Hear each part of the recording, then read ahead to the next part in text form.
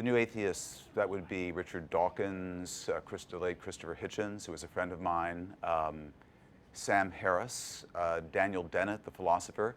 What I make of them is that I agree with all of their conclusions. I myself is an atheist. I am an atheist.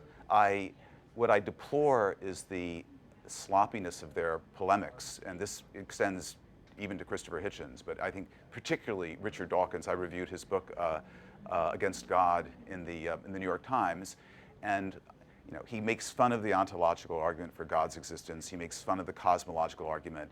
These are nonsense. This is nothing but verbal prestidigitation.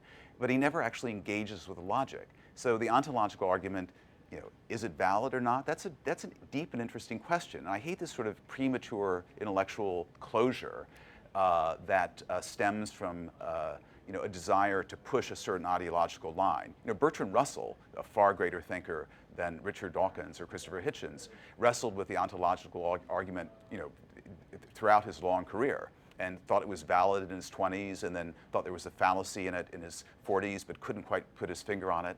So generally, what I deplore about the neo-atheists is the slightly cruddy quality of their reasoning. And I think that my own religion is the religion of sort of beautiful arguments, and you never see beautiful arguments in their work. But as I say, I do agree with all of their conclusions.